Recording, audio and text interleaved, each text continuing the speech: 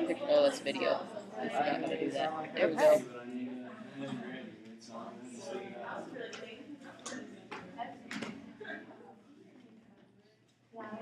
Mine's just gonna be 3 seconds behind yours.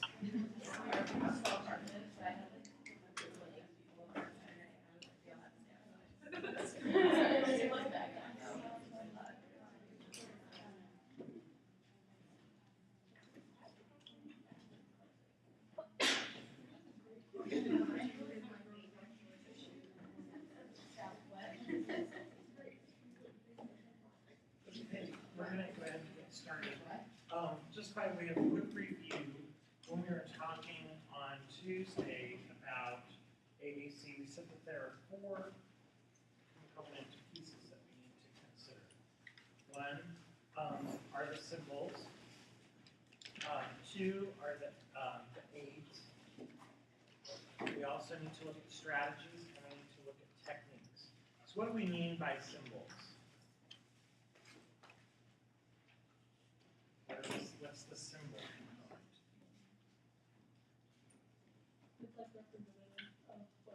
Right. What are we going to use to represent thoughts and ideas that will allow that person to access and communicate? What do we mean when we're talking about, and symbols can take lots of different forms. There's gestural, there's really overused objects, there's graphic, representational, lots of different ones. What do we mean when we're talking about aids?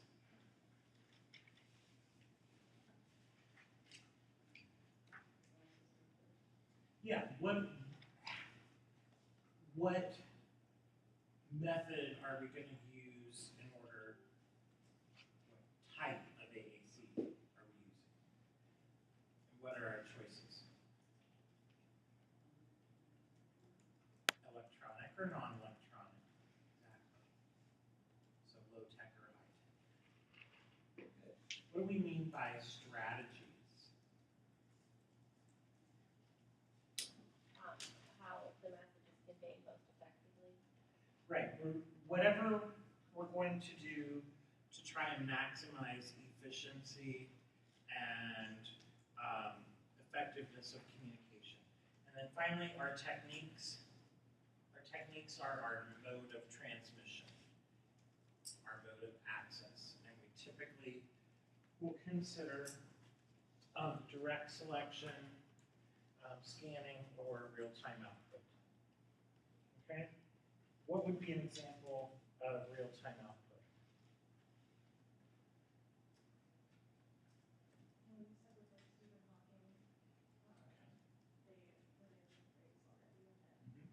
That and another really good example would be gestural, because it's happening in real time.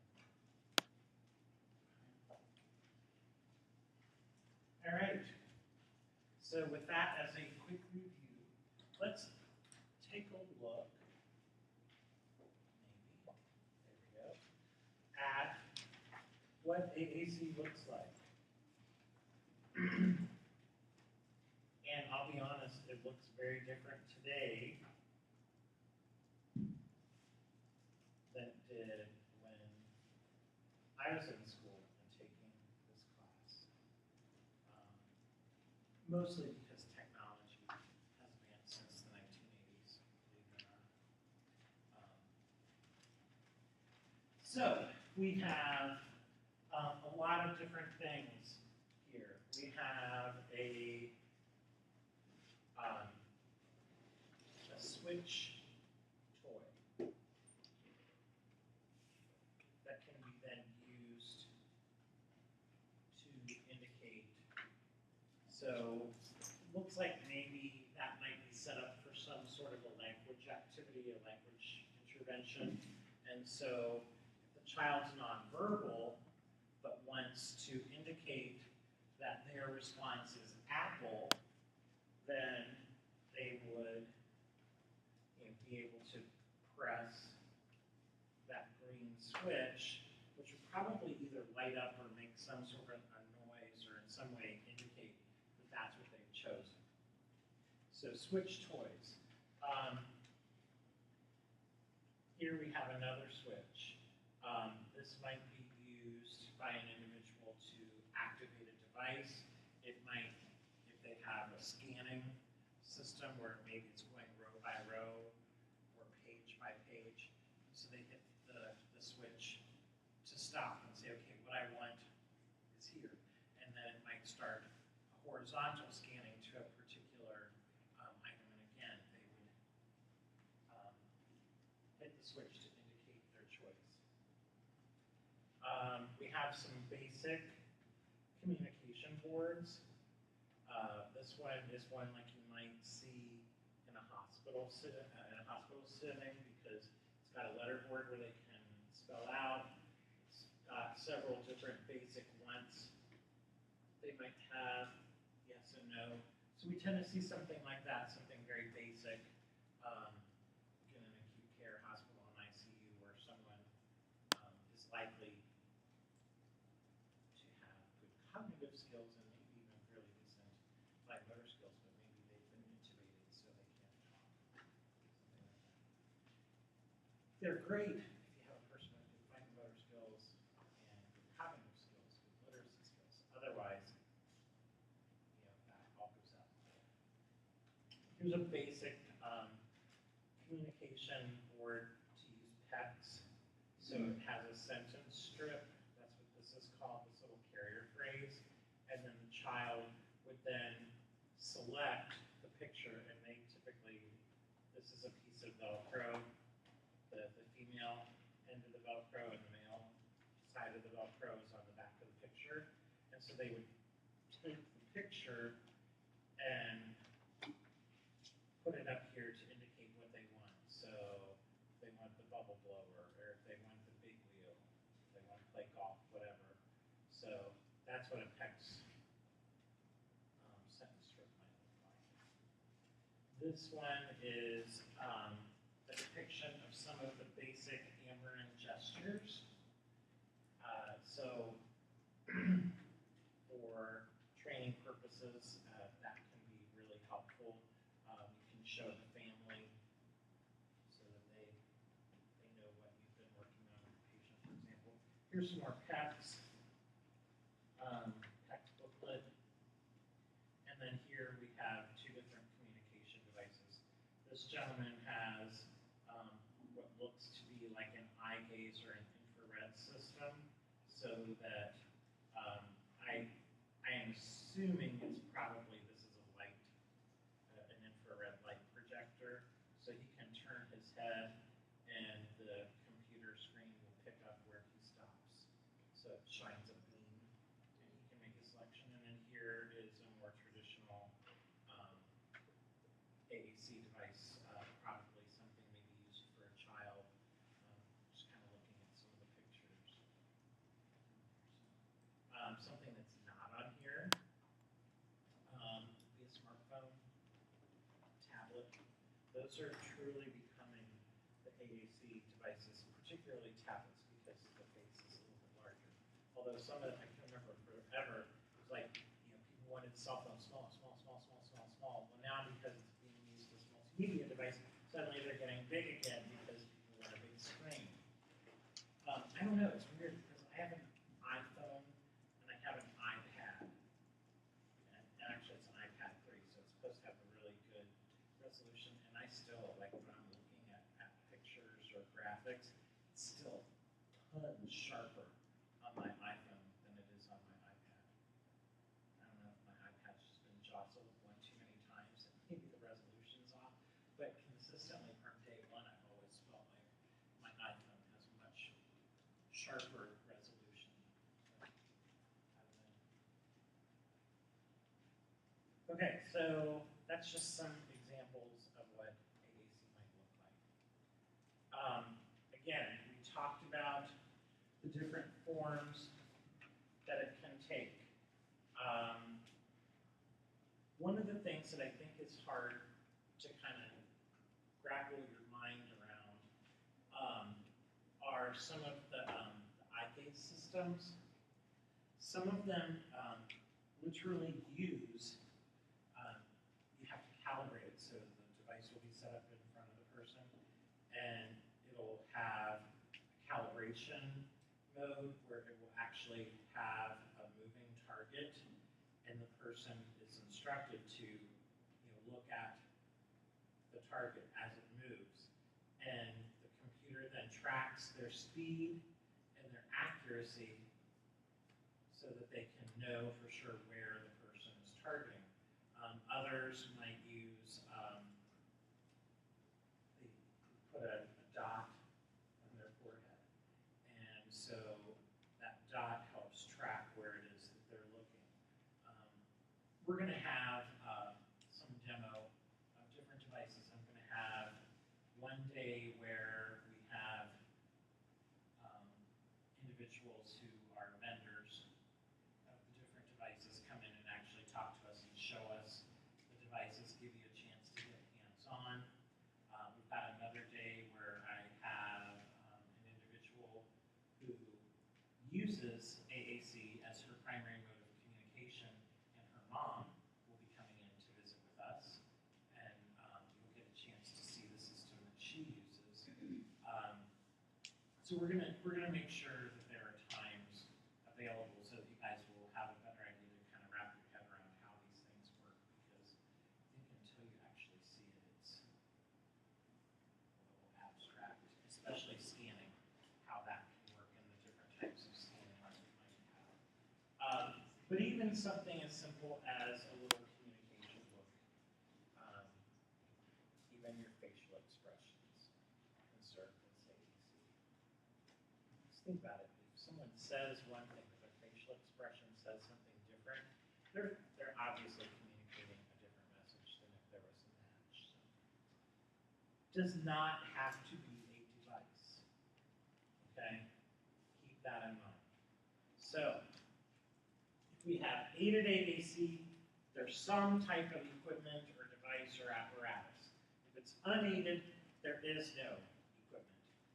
Typically, unaided is going to be gestural or facial expression. It's the person themselves in some way, shape, or form. Symbols are ways of representing ideas.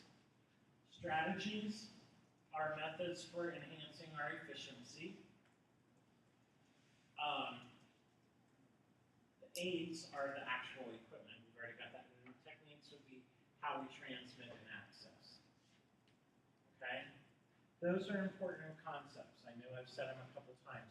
So those of you who've had me for several classes know that's a hint and a half. It's probably something important that you need to know. Dr. Hahn repeats it in several different contexts. It's going to be on the exam. It will be on the exam. So those are some definitions that you really do need to know. But more importantly, I want you to understand the concept.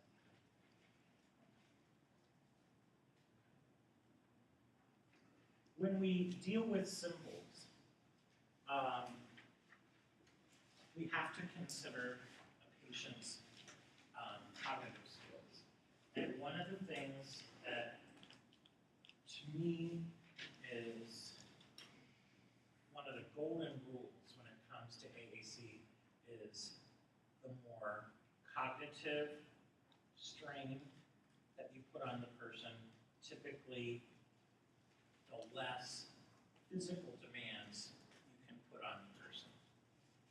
Okay? So if you're using something that's very abstract and requires a lot of cognitive skills, you probably need to keep it physically very simple. And vice versa, because particularly when it comes to individuals with cerebral palsy, with Guillain-Barré, with some of the other neurological types of conditions that typically spare cognition, if you're going to tap into their full cognitive potential, you more than likely need to keep the physical demands pretty light. On the other hand, if you're going to do something that's fairly physically demanding, you probably need to keep it fairly simple in terms of cognition. Okay? But in terms of a hierarchy of simplest, most concrete, most basic, to the most abstract, we have real objects, or realia. They're the most basic. Little kids, babies recognize objects. It's real stuff. The next step away from the real object would be a color photograph, a color representation. Okay, so it's not the real thing, but it's a picture of it.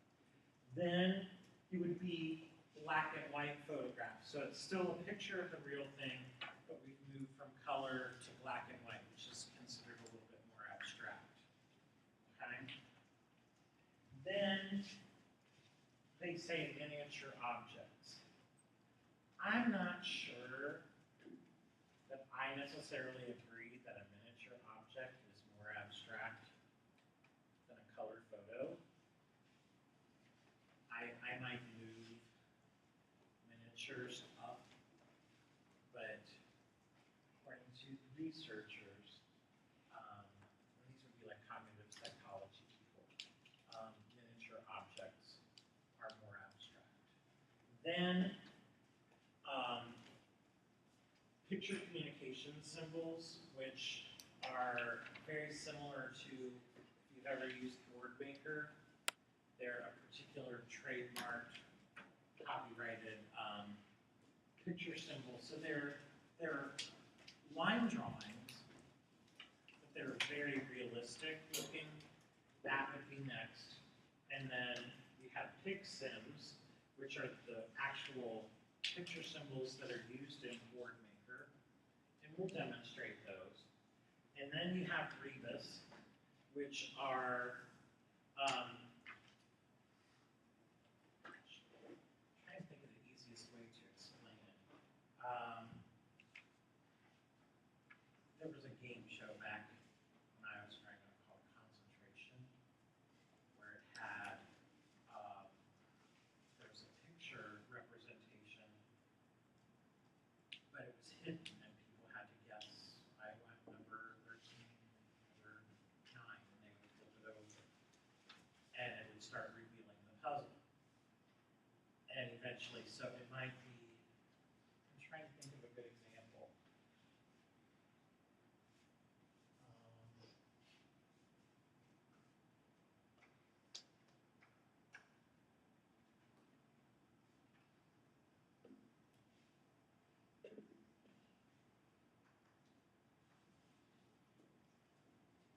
Okay. What's this? It's supposed to be kind. Yes, it's a card. So plus card is scar. That would be a rebus. So it's a combination of letters and pictures that represent, that would be an easier way to represent scar, according to some, than to draw a picture of a scar. Because if I drew, I have a question, is that a plus sign or is that a T? yes, that's a plus. I'm sorry. That's a plus sign. Okay, so if I have my little person here and I have that, you might not know that that's a scar. But so it's cognitively a little bit more sophisticated. That's a rebus? That would be a rebus. Or a form. It would be a form. It's similar to how they're often represented. So it's a combination of pictures and letters. Then you have list symbols, which are also trademarked, and they're bizarre. I'm sorry. You have to learn. So for every emotion, well, what we'll do is I'll go online real quick and I'll show you. Actually, I might have some. And then printed words are the most abstract. Okay? Yeah, here we go. So these are Bliss symbols. So in Bliss symbolics, this is how you say, I want to go to the cinema. Okay? I want to go. So obviously, Bliss symbols, if you're going to use them, you have to be taught them, okay? And not only you as the clinician, but then your patient. So, think your little kid with autism is a good candidate for Bliss symbols? Probably not. Do you think your 2-year-old patient who is suffering from end-stage Parkinson's and maybe has a little bit of dementia coming in. Probably not a good candidate for Bliss symbols. Okay? And then here's a rebus, where it's a combination. So, can you tell what does this one say? Turkey is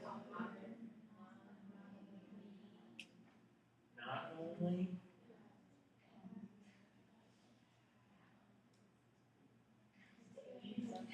come on.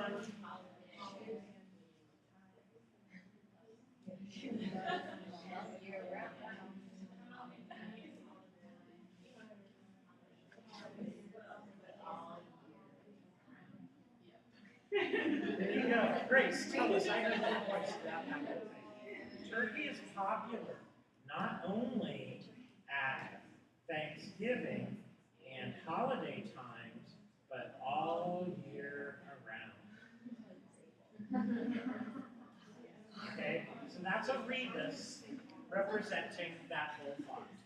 When, I'm with Josh, I'm sorry, when would a good candidate be Bliss symbols? If you have someone who is very high level cognitively and maybe needs something that will allow them a degree of privacy in their communication, that might be a really good way. So they can input that, and then if they have a speech generating device, it would say what they want to say, but if someone were watching over their shoulders, they'd have no idea what it is that they're saying. That's a good question, and I have no good answer because, honestly, for me, I'm like, why? Words. If they're able to learn Bliss symbols, to me, I think that's higher cognitively than printed words. Because you're learning something completely new. I think our attempt at figuring out the rebus is a suggestion that perhaps it's a higher cognitive task than the written word as well, because we kind of had to put it together, take it apart, because some of them say plus and some of them say minus, and minus H. And, and what if they're really cognitively intact, but they have very poor phonemic and phonological awareness skills? Do they know what is and minus? Maybe they don't. I would debate about the order of this hierarchy on a couple of them, but this is what our friends in cognitive science tell us. So they are supposedly in the know. I'm just a lowly clinician. So. But you get the idea. There's obviously, you can see a general trend or cognitive challenge. Someone had their hand up.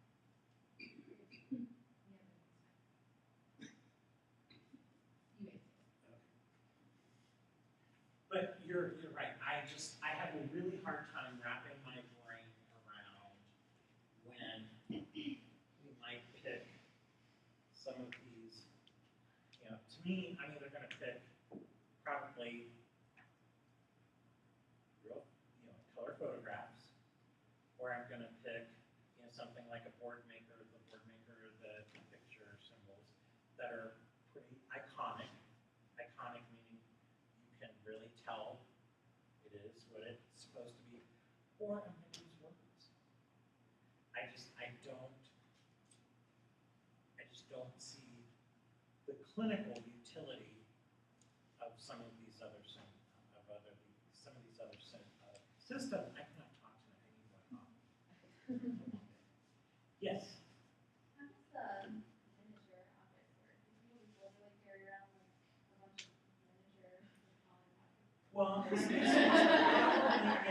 there you go. It's more likely that we're going to use that as a transition, as a teaching tool than an actual live. But yeah, you might have your Lego stuff. You got to go rooting around in there. But for someone, I've seen some individuals that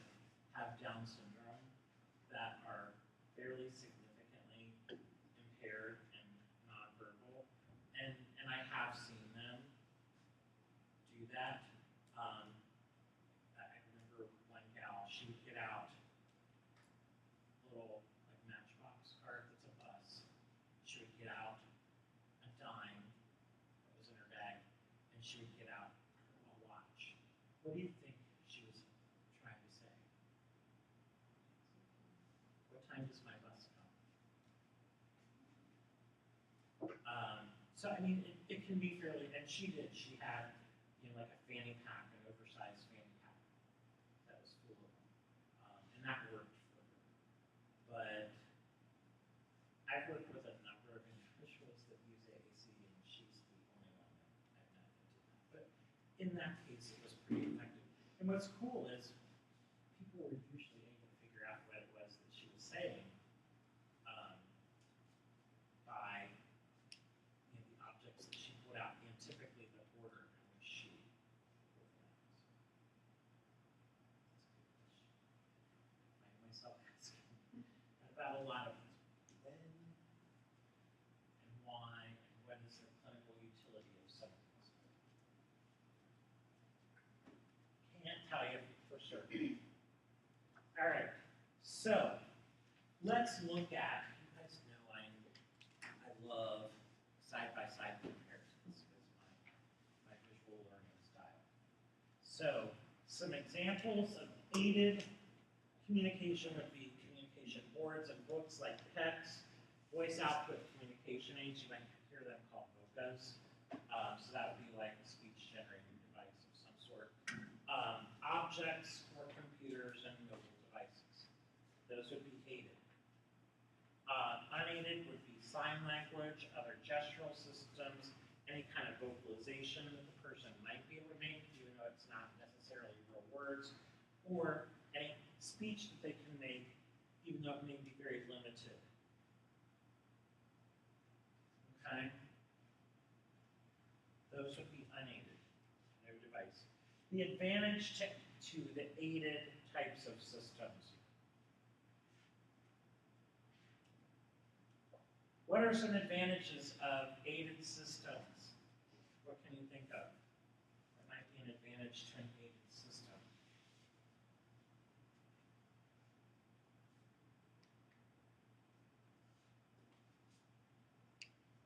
Depending on the client you have, like, might be more interesting. Like if it's like a child that Could be needs more that engaging. physical stuff. Absolutely. Particularly at the training phase, absolutely. And depending on what type of child you're working with, like if you're working with a kid on the spectrum, my gosh, the device is going to be so much more. Pull out that iPad. Yeah, I mean they're going to have a desire to interact with it, to try it out. It might actually help build that desire for communication intent that maybe wasn't there before. So that's one thing. What's another potential advantage? What's the potential for like voice output? Okay, voice output, absolutely. Gestural systems typically don't have that. And if they do have any kind of vocal potential, it's usually not very functional. So yeah, so voice output, that's great. And some of the devices are really cool because you can adjust the pitch so that it sounds more male or female. And they actually have some that theoretically sound like you might know. You guys might be too young. Do you remember Siskel and Ebert, Roger Ebert and Gene Siskel? They were movie critics, and they used to have a weekly movie critique, and it was 2 thumbs up or whatever. Well, Roger Ebert got oral cancer, and they basically removed most of his tongue, the strap muscles of the neck. He still had his larynx, but he could produce sound, but it wasn't intelligible. He got a voice output device, a speaking device, and because there were so many years of clips of him talking on his various shows, they were able to input a huge vocabulary of words into his device that was actually his voice, so that he could say something, and it really, for people who knew it, really sounded like him, except for an occasional random word that might have like the computerized, if you watch The Big Bang Theory, that computer voice. So it was really cool because I got to see an interview with pretty random words in the entire interview that it was really the computer voice. The rest of the time it was his actual voice that they had embedded the sound bites into his system, which I just think is pretty amazing. So. But voice output is great. What's another advantage? For like other people who might not, like no sign language or something, do less instructional time. Right, you have basically virtually unlimited communication partners. Even though I said like Amarin gestural systems, it's about 80%, 85% iconic. That's still a fairly decent proportion of people are going to misunderstand what it is that you're trying to say. Whereas with voice output, that's less than. What else? It's another advantage. Maybe it'd be more effective for people that have like different ranges of cognitive ability and Yeah, because if you can typically take the devices, and as the person's cognitive skills and vocabulary skills change, for better or for worse, the device can change with them. So yes, there's more versatility. Can we use that word? Yes, it's much more versatile in many ways. What's a drawback to aided? They gotta carry something around with them all the time. Absolutely. What else? they're so expensive, and I mean, if they break, you can't just run to the store and buy a new one. Right. So yes, more expensive if they break. Who was living in this area a few years ago when Hurricane Ike went through? What happened during Hurricane Ike? We had no power for upwards of 10 days. At least at my house we didn't. There were some people, there were only 2 or 3, I think everyone was just about out for at least like 2 days. But yeah, but some people, they were out for a week, 10 days. We had no electricity. My wife and I packed Will and our dog in our camper and rented a spot out at Brookville Lake at the campground because they actually had power. So we were living out of our camper for, we waited 3 days, and then when it was back on, and they couldn't tell us when, so we just, it's nice, it's September, let's go camping. And so we moved out of the camper. And we don't have a condo on wheels camper, we have a little pop-up camper, so it was not the life of luxury. But hey, we had electricity, so we were happy. So yeah, you have those risks. Anything else you can think of that would be a drawback to a device? Anything you're probably thinking is probably right. Not to dwell on the same idea, but just as much as it could be something of interest for a specific client, it could also be just as distracting too. Can be interesting, it can be distracting. So, all right, what about unaided? What are some advantages to unaided? You don't have to carry around anything extra. Yeah, it's always with you. It's you. You are your own device. So yeah, that's a real obvious one. What's another advantage? It's cheaper. It's definitely cheaper. Yeah, absolutely. You know, who you're talking to, it wouldn't take as much time to like go through all the pictures. Absolutely. It could be much more efficient because it's one of those real time. So absolutely.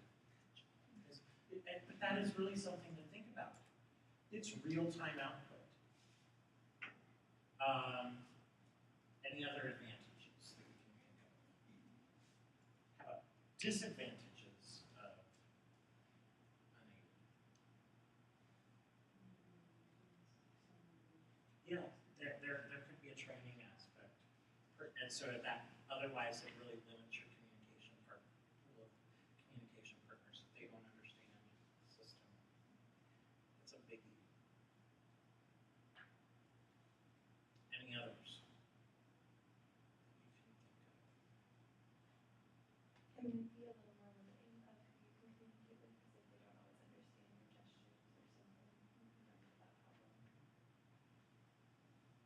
It can be really complex if you don't know your cognitive. Yeah, it could be cognitively and physically. You know, it could be too physically complex. One thing we haven't talked about is that if I make a gesture and you happen to have glanced away, you will have missed it, and it's gone. There is no record of it. But often with some of the speech generating devices, they also might have a visual display. You may actually have storage capability. So you could go back. Not that you can't repeat the gesture, but once it's done, it's done. Whereas with some of the devices, you have storage capability. So it can actually, there's a record of it. Okay?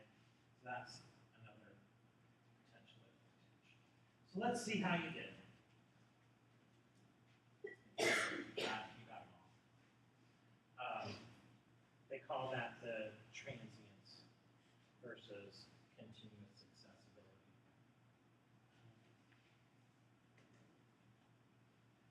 One thing that we didn't talk about, we talked about the opposite, is that with a device, that it can often grow, but for some devices, they are very limited.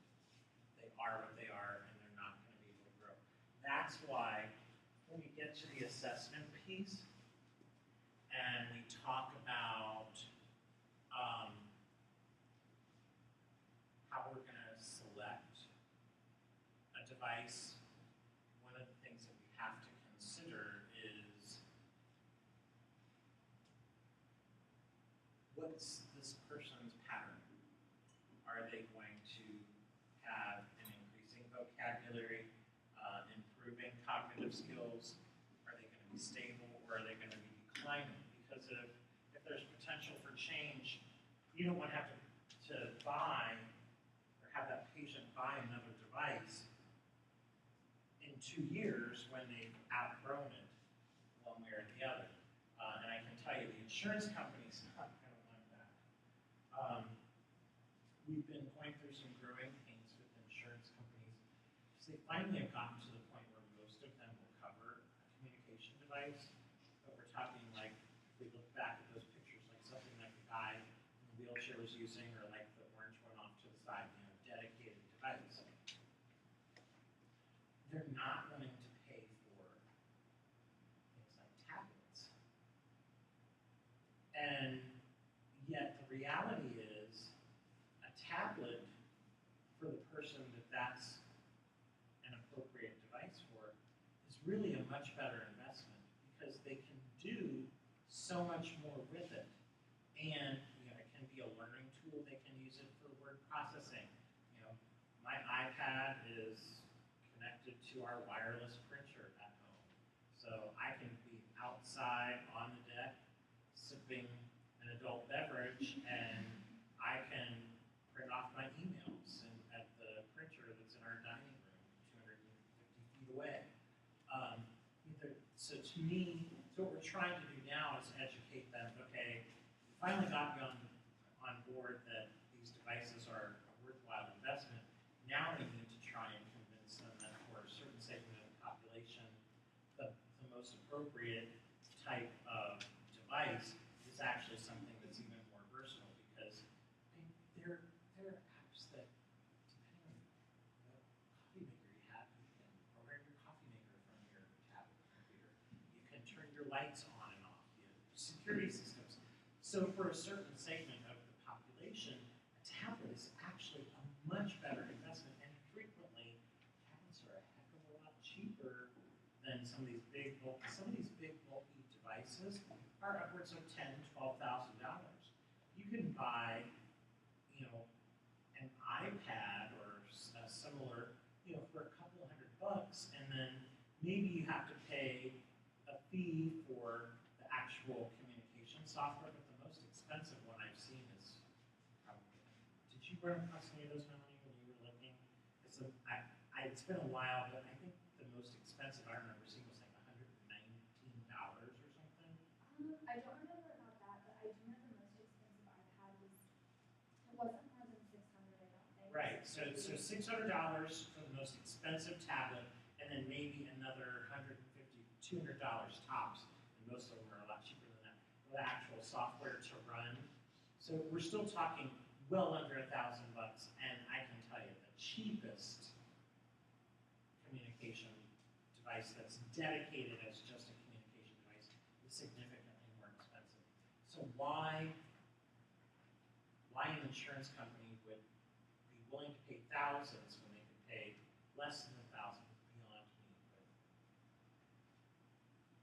I'm trying to impose logic on an illogical system, and I think it'll be very interesting to see what happens in the coming year when the full force of the Affordable Care Act kicks in, because there's already an appearance of some rationing of the funding for other things that I can't imagine that there's not going to be a lot of scrutiny and potential for rationing for assistive technology. But we'll see. I could be surprised. I'm always a skeptic because typically when we leave it to the government to run something, it runs amok. They're talking about the Postal Service going insolvent, and they've had 170 plus years to get that right. So we'll see. Keeping my fingers crossed. Yes. I'm wondering if insurance companies are looking at like the prices of the systems and how quickly they're like advancing. Like if they're gonna pay for something that's $1,000, but it's not gonna upgrade for another so many years, whereas an iPad is upgrading every year, are they gonna have to fork out money every time? Right, and there is that debate. But if you do a good job of selecting a communication application that's able to advance or change to meet the person's changing needs, the version of the iPad is irrelevant. I just didn't know how But- quickly but no, you're- those devices were advancing, or if I- they're kind of in the back burner now because of the. I think the apps are getting better and better all the time, and I think the more likely scenario would be that not that they need a new tablet, but that we want to switch what app they're using for communication. But again, like I said, I've not seen any that, I can't remember any that were even $200. That's still going to be a heck of a lot cheaper than what they were using before. But I'll be honest with you, I don't think the insurance companies are really thinking that far ahead, honestly. Right now, they're in the midst of figuring out the Affordable Care Act. How are we going to do this? What's it going to look like? But I do see, I know like my mom has a circulatory condition, and she's supposed to have an ultrasound every 3 months because she had to have very extensive surgery. I think you guys remember that because that happened right before. But anyway, and now under the Affordable Care Act, she's entitled to 1 a year. Otherwise, she has to pay out of pocket. And so I can see if something that's potentially life-threatening as your circulatory system, that they're not going to pay for what's been paid for the last 2 years,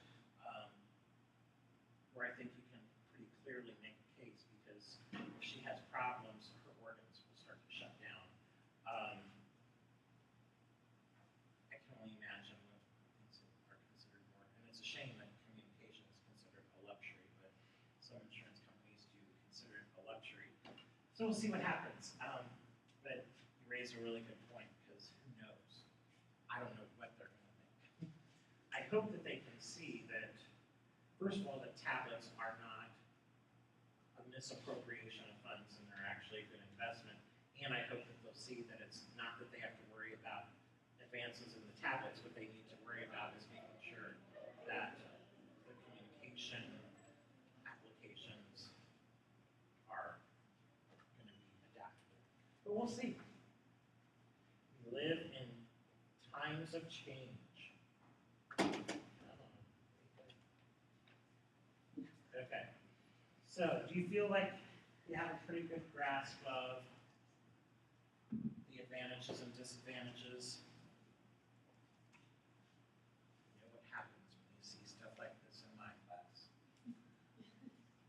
Y'all better take a good look at this and be on your exam. You guys are lucky because at this point in time, bless you, you kind of know how I roll. So, just know, when you start seeing these kind of visuals, you're going to see it again. And it really happens. Okay? All right. So, slide number 15 is very important. Okay, so here are some examples of high-tech types of devices. We have, obviously this must not be an iPad because it's running Windows. So it must be one of the Android tablets. Although it looks very much like an iPad to me. This is a device from Dynavox. Dynavox is one of the largest manufacturers of communication devices, and we typically have a rep come in that is from Dynavox to show some of their really cool systems. And they do have some really neat stuff.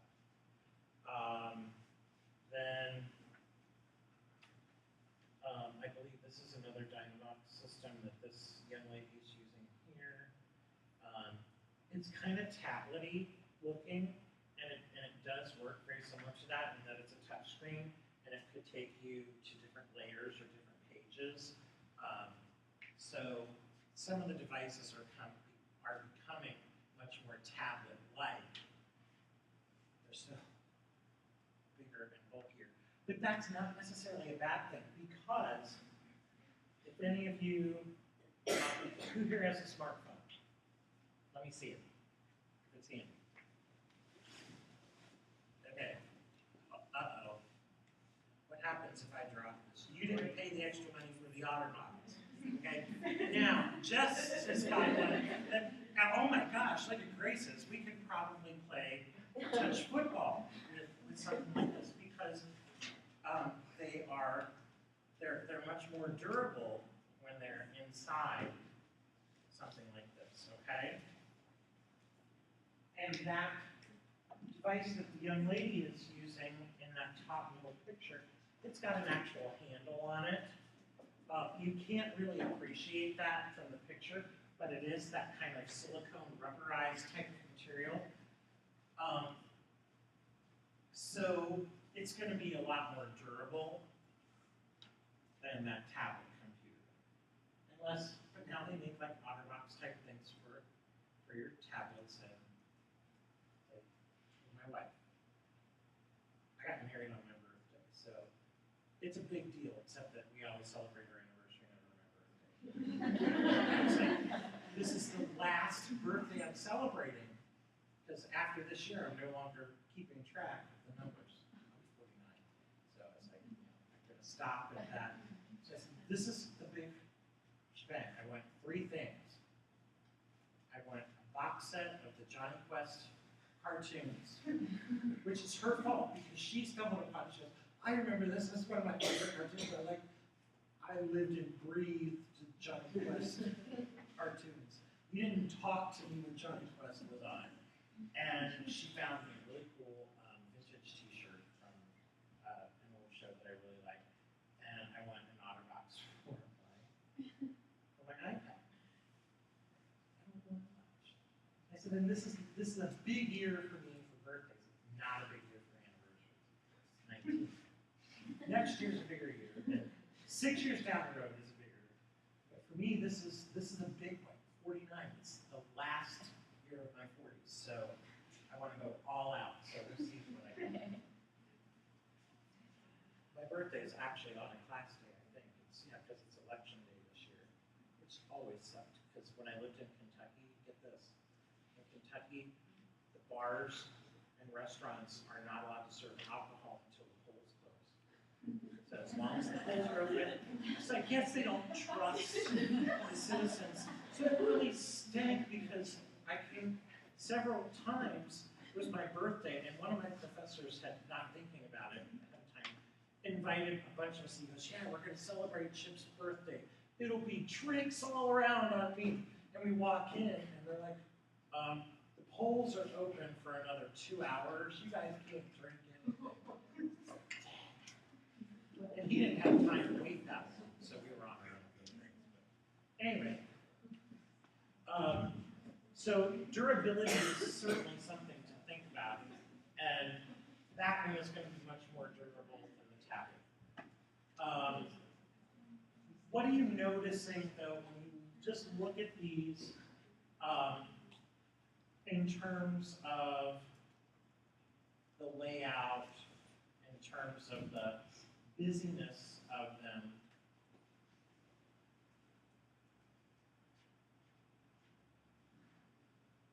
Everything is very square, small, compact. A lot of them are, yeah. But, Yeah. Like that middle one, it's much bigger. I mean, those squares are probably about this big. So in reality, so motor skills are definitely going to be important. Do you feel qualified or comfortable assessing a patient's fine motor skills in their extremities? Why? You don't feel comfortable with that? Good, because guess what? It ain't your scope of practice. You shouldn't. That's why we need to rely on our friends in occupational therapy. So guess what? We're going to have an OT come in and talk to us about the role of the occupational therapist in the assessment and treatment and selection process. Really cool OT from Children's. As long as we can work out. She has a really busy schedule, and that's why I'm really glad that we're recording this. If I can get her here just one more time, I won't ever have to bother her again. Because the assessment process isn't going to change a whole lot. So you do have to consider that. Okay? So even though high tech is great in terms of it's high tech, we do have some really significant considerations that we have to look at. And one of those are their fine motor skills. But we can't just look at their fine motor skills today. We have to look at and try and anticipate what are their fine motor skills going to be like 6 months from now, a year from now, 2 years from now. If they have a chronic condition like CP, we can probably assume that what we're seeing today is what we're going to be seeing 2 years from now. But if they have a progressive condition like ALS or MS, we can't make that assumption. We need to assume that their condition is going to get worse over time, and their fine motor skills may deteriorate. And so we have to take that into consideration. Some of the devices actually have an overlay on them. This one I think is a touch screen, but some of them, like the one up here in the corner, it actually may have a raised, like plastic border around it, and then they slip in. So you're not going to want to start them with something that has relatively small, just because their fine motor skills are great today, unless you also have the ability to swap it out and go to something much larger later on if their skills are going to deteriorate. By the same token, if they're a little guy and they're just learning and their fine motor skills aren't great, you want something that's big, but you hope that it's going to be something that can change over time. So that's why some of the touch screen devices are actually great, because you can actually very quickly and easily adjust how large, what the grid size is going to be. So, is it going to be a 2x2, so 4 block, or is it going to be a 30, maybe a 6x6, so it's a 36. You have to anticipate. And that's when our friends in occupational therapy might really come in handy. They can help us with that. Okay? So then we have our low tech. Low tech, we have some PECs here. We have another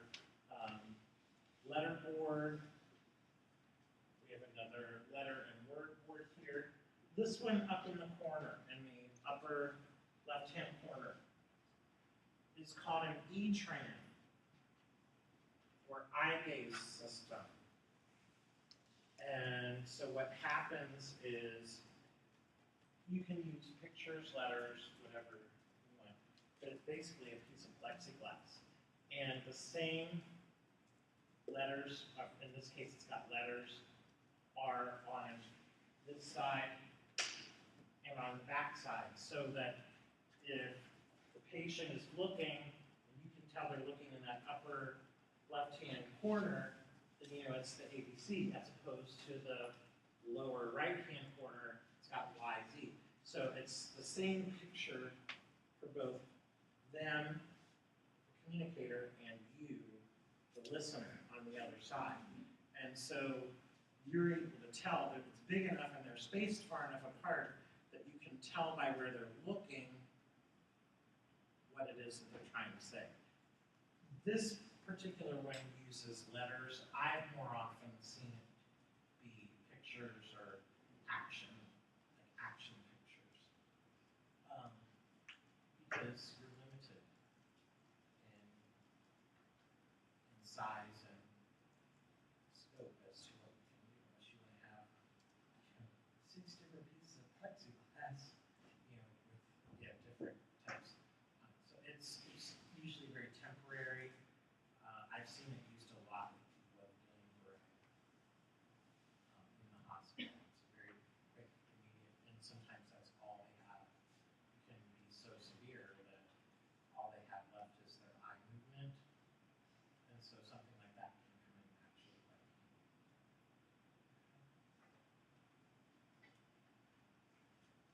But again, it's a device, so to speak, so it is low tech. We have aided, and aided can be high or low tech. Here we have some text, here we have a word and letter board, but then here we have a standard communication device.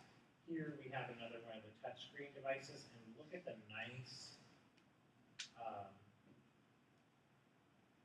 protective cover for this one. It's very, very well protected, and it has like a scuff-resistant piece that flips up over the top, so the screen is not only protected from droppage, but it's also protected from scrapes, which I didn't really think would be an issue with my iPhone, because I have one of those little ear filmy things, but all of a sudden I'm seeing the gouges and stuff in my film, and I'm going to have to take that off, put a new one on. So I'm really glad that I did do that, because I look at my watch and how scuffed my watch is. Don't throw it away, because I have found that the buffing wheel that we use for buffing hearing aid shells does a damn good job. I just did my watch face today, and Anna, you better not look too close, because when I go, it's gonna blind you. It's so shiny. Seriously, look at that. Do you see any huge honking gouges in the face of that? No, man, it looks brand new. An audiologist and speech pathologist married to an OT.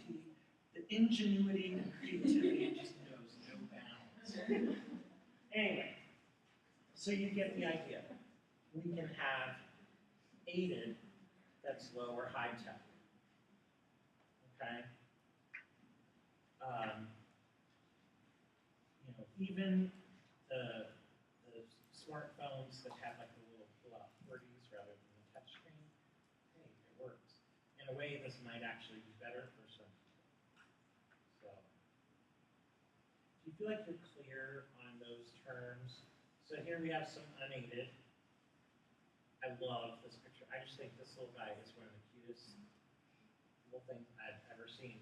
And he has definitely got a very expressive face, and he's got good motor skills. He's actually, using signs. So a lot of times we'll find that the unaided techniques especially with children, are a bridge to verbal communication. There's a debate within our profession about utilization of sign language with individuals who at least theoretically have the potential to become verbal. What are your thoughts? Is the growth of all these baby sign DVDs and stuff, is that a good thing? What if you have a kid who is struggling verbally? Maybe they're apraxic and they're struggling verbally. What do you think about introducing sign language to them? I know my sister had apraxia when she was younger, and it was pretty severe. And she caught on extremely fast to sign language, not just simple signs. And she loved it because she couldn't even say no or anything. And so it was the only thing that she liked that she didn't find frustrating. And it was really, my mom and I and my dad even picked it up really fast. And do you feel like it became a crutch that she lost her enthusiasm or her desire to speak? No, I think it helped because she was always so frustrated because she was, 4 and 5 and we couldn't understand her. Okay. I think it helped because she knew that we understood her when she used a sign versus, she could flap off anything and then. And that's one of the schools of thought is that it is, especially for kids like with apraxia, maybe with Down syndrome, where we are giving them a method to communicate that is immediate and effective, and it takes so much of the pressure off of them.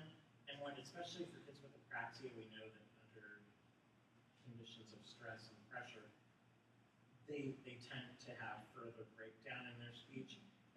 That relief of knowing, oh my gosh, I'm going to be able to make myself understood. We sometimes see this almost dramatic, miraculous seeming improvement in their speech. So that's one school of thought and one experience. Someone over here had a hand up. I was going to say, I think it's great. I worked at a summer camp for kids with disabilities, so a lot of them didn't bring their devices if they had them because we were outside all the time and they didn't want to be broken, stolen, whatever. So just knowing a couple simple signs so that we could just communicate even basic meanings was really, really helpful. Okay. So you would be an advocate of using sign with children who are nonverbal but have the potential. Anyone that would be opposed to it? What were you going to say? I have a 2-year-old cousin who's not speaking yet, and he's actually like made up his own signs. Like when they give him food that's too hot, he like touches his lips like, oh, it's hot, and then he like shivers if it's cold, and he made up his actual like own sign language. That is So cognitively, he's obviously more than okay. And frankly, that desire to communicate for most people, even the little guys, is so strong. They're going to figure out a way to make it happen. But there is definitely a school of thought that says that we should not introduce sign out of fear that it may detract from their motivation to become verbal communicators. Okay. I can say this because I'm warning you ahead of time. This is my bias. That's bullshit. I think we are in the business of helping people communicate, and what has been my motto, if it works, you do it. If it doesn't, you try something else. And so I feel to blanketly say, because this kid has the potential to be verbal, we're not going to introduce signs, is wrong. I think it's borderline negligent malpractice. But I feel the same way because there are a lot of people who feel like children who are going to get cochlear implants, that we shouldn't sign to them then because they're going to lose their motivation for oral communication. Cool. But they're not going to suddenly be able to hear with a cochlear implant and be able to verbally communicate. So are we going to make them wait a year, 2 years until they have mastered oral communication to be able? You're going to lose important language learning capabilities. So, but I love that picture because this little guy is like my poster boy for, see, you can tell he's just ready because he's so expressive. The mouth is open. He's signing, but he is just like this close. So I love that picture. And then this little guy, this actually looks like my cousin's baby, and he is like the poster child for Mr. Mischief. He looks so cute, that blonde hair and his blue eyes. And I think Satan resides in the hemisphere of his brain, and he's always plotting and doing things. But anyway, so just some example of unaided communication systems. But it's great because even though other people need to learn it, but if an infant can catch on and learn it and use it, even though, like with your cousin, we know that their cognitive skills are actually significantly higher than what they can necessarily tell us. Why? Because they don't have the language to tell us. But even kids that are classically cognitively impaired, like children with the diagnosis of Down syndrome, if they can learn it so readily, just about anyone can. But it does limit your communication partners until you do. And there are those who say, don't do it. They won't talk. I don't buy it, but it's my bias. You can agree or disagree, and that's okay. So, in order to be effective,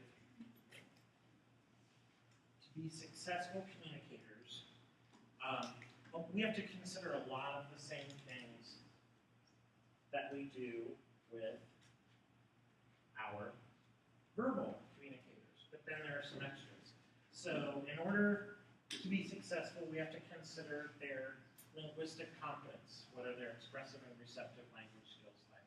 What's their information processing capability, their executive functions like? We have to consider their operational competence. Not something that we have to think about as much for verbal communicators. What are the technical skills involved? Some people are not real receptive to technology. What are their dexterity or motor skills like? While that plays a role for verbal communicators, particularly if they have a motor speech problem like apraxia or dysarthria, we're also looking at more global fine motor skills. We have to look at their social competence, pragmatics. Are they able to initiate? Are they able to transition topics? Are they motivated to communicate? And then we have to look at their strategic competence. And that is, can they figure out ways to compensate or overcome some of the limiting factors or some of the limits of their system, whatever it might be.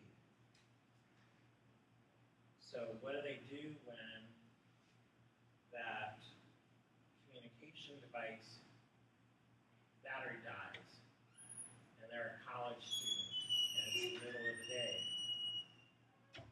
What's plan B? And they have to be able to come up with a plan B. So that's what we mean by strategic competence. Can they figure out and problem solve ways to deal with the unexpected? Because what happens to you if all of a sudden you start losing your voice? It's the end of the day, you've got a cold, you get hoarse, and suddenly you're going to figure out some way to communicate if you need to. Worst case scenario is you get out a piece of paper and a pencil. But they need to have that same level of competence. Okay? One of the things that we don't often think about, and I'm not going to go over this entire thing, and show it to you more for illustrative purposes is that when we're talking about pragmatics, there's a lot of different communication intents that we might have. Are we wanting to express wants and needs? Are we trying to provide information? Are we engaging in social communication? And then there are a lot of different factors that we have to consider when selecting or recommending augmentative or alternative communication.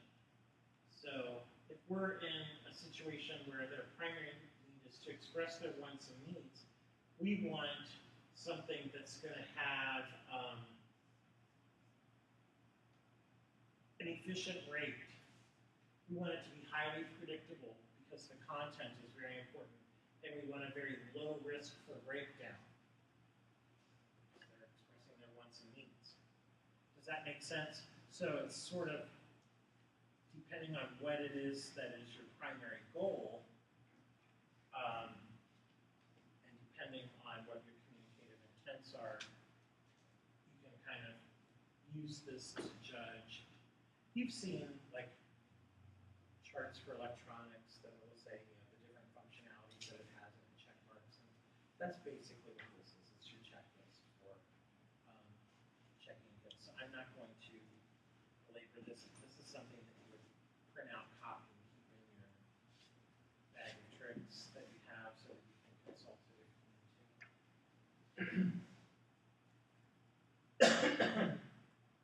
We've really already talked about this in terms of the flexibility in communication.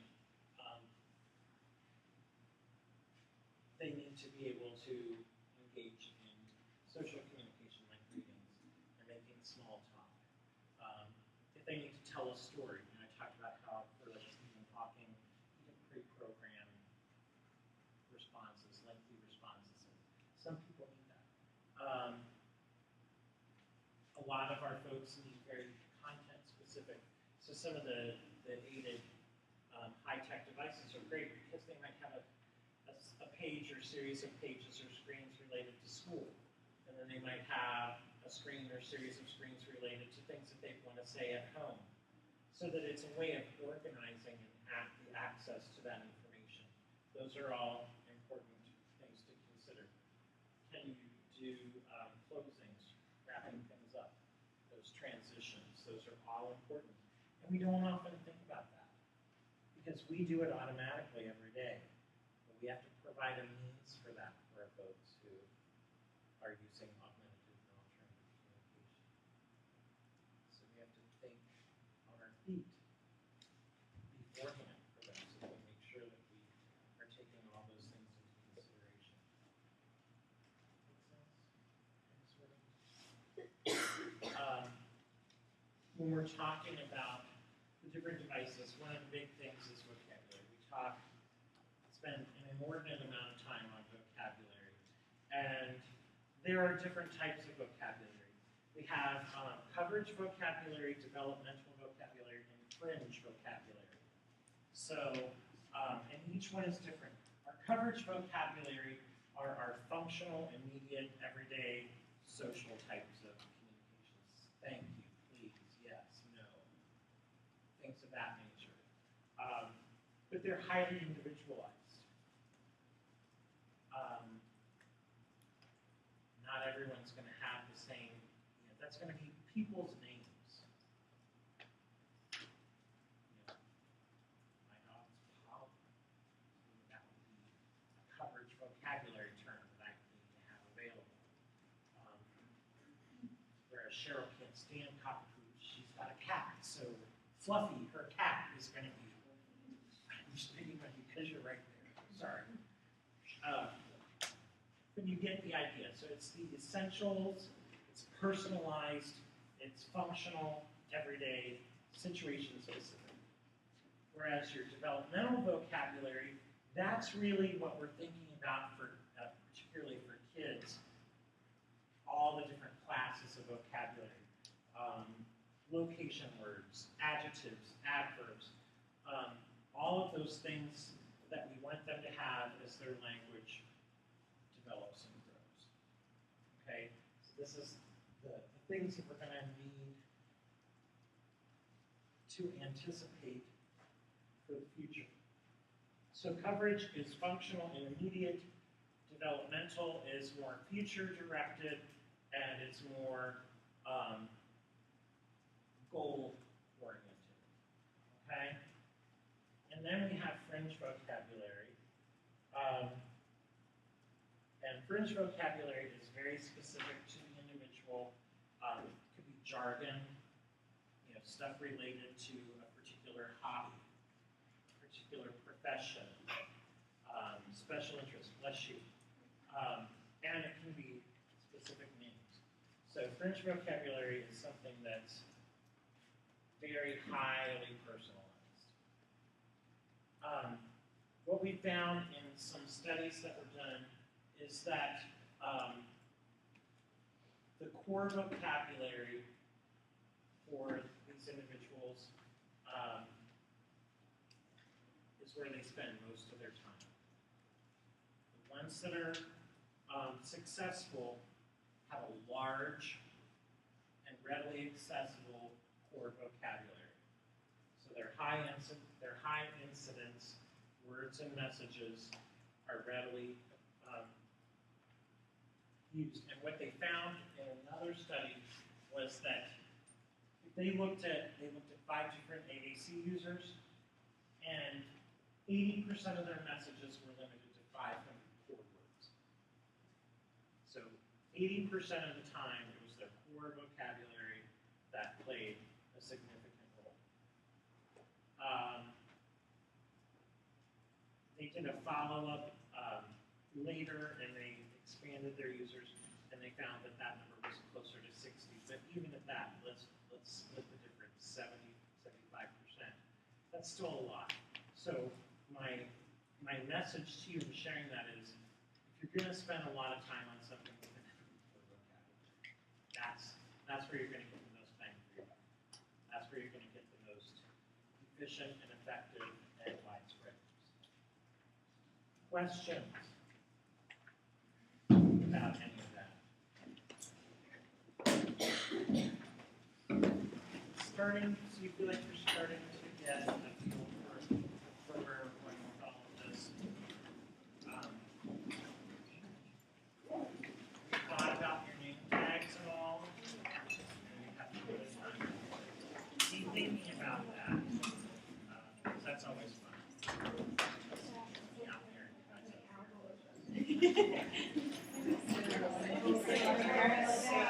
Drink. Holiday weekend.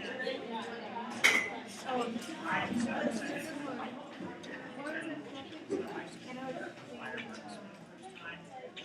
And she's so excited about it. We're going to be in the middle of the Purple People Bridge over the Ohio River. Fingers crossed, guys. Sarah, you want to during the fire. No, I'm not.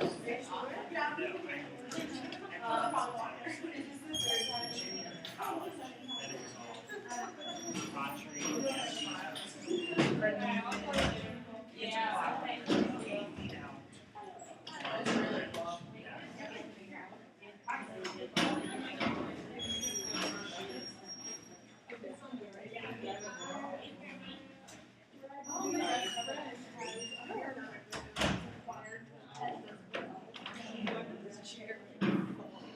So long. It's an hour and 19 minutes.